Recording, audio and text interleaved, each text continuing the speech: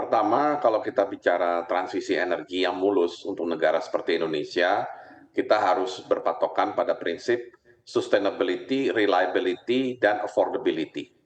Paling tidak kalau kita lihat tiga aspek tersebut ya, sustainability-nya sudah jelas karena memang arahnya untuk memperbanyak atau menjadikan EBT sebagai yang dominan. Dari segi reliability ini juga tidak kalah penting karena bagaimanapun pertumbuhan ekonomi kita sangat didorong oleh ketersediaan pasokan listrik. Jadi tidak boleh ada gangguan atau interupsi ketika kita beralih dari yang fosil menuju yang EBT. Nah, affordability ini yang mungkin paling kritikal untuk Indonesia.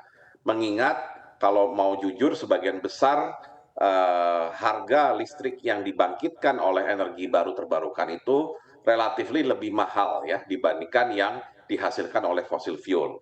Sehingga memang yang namanya kucuran dana ini menjadi penting ya untuk memastikan nanti energi transisinya ini bisa dihandle oleh kondisi perekonomian Indonesia. Kalau tidak, energi transition akan dirasakan terlalu mahal ya, terlalu mahal, terlalu memberatkan sehingga malah membuat upaya kita itu menjadi lebih sulit dan kita menjadi lebih terlambat untuk bisa menuju net zero emission. Nah, karena itulah saya juga mengapresiasi nama program ini seperti tadi Anda sampaikan, yaitu Just Energy Transition Partnership. Ada kata just di depan yang paling penting, karena ini berusaha menekankan ada unsur keadilan terutama bagi negara yang sedang berkembang seperti Indonesia. Nah, tentunya kita harus lihat nanti lebih dalam apa yang dimaksud dengan kucuran dana yang disampaikan tadi, ya.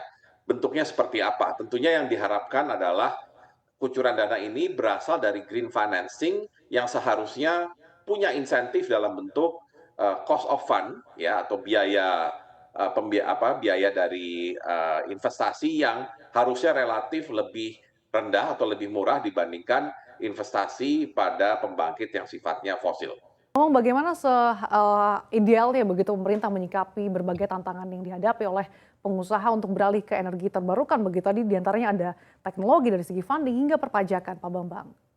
Ya, intinya begini, pemerintah sendiri melalui Kementerian SDM kan sudah menyiapkan semacam roadmap ya menuju net zero emission 2060, di mana nantinya di tahun 2060 listrik sebagian besar atau paling besar akan dihasilkan dari tenaga surya ya dan kemudian disusul oleh renewable yang lain. Yang pasti PLTU terakhir itu akan beroperasi sampai tahun 2056. Nah, untuk bisa memenuhi roadmap tersebut, yang artinya Indonesia siap masuk menuju net zero emission, kata kunci pertama yang menyambung yang disampaikan Pak Arya tadi adalah komitmen dari pemerintah untuk benar-benar nantinya kita masuk ke dalam era EBT di mana para pengusahanya semua pihak yang terlibat itu sudah siap. Nah, salah satu syarat utama kalau kita bicara insentif terkait pembiayaan untuk listrik adalah komitmen dari PLN untuk menyerap listrik yang dihasilkan oleh dunia usaha, ya baik oleh anak perusahaan PLN sendiri dan terutama yang berasal dari swasta. Ya, mengingat saat ini tampaknya PLN masih kesulitan ketika mereka dihadapkan pada pilihan, ya mau membeli listrik yang dari EBT berhadapan dengan listrik yang masih ada datang dari batu bara.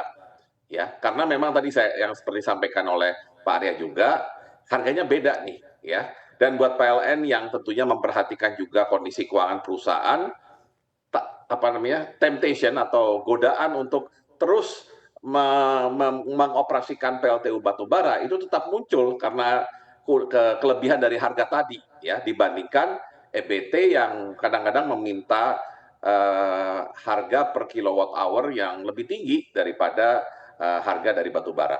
Ya, jadi komitmen dari PLN, nah nanti PLN tinggal bicara dengan kementerian lembaga lain apa yang harus dilakukan supaya PLN ini bisa mempercepat gerakan menuju EBT ya. Ngomong ke Kementerian Keuangan mengenai bagaimana bagusnya sistem perpajakannya, bicara dengan BKPM bagaimana kemudahan investasinya, bicara juga dengan Pemda supaya perizinan terkait pembangkit listrik khususnya EBT juga bisa berjalan lancar.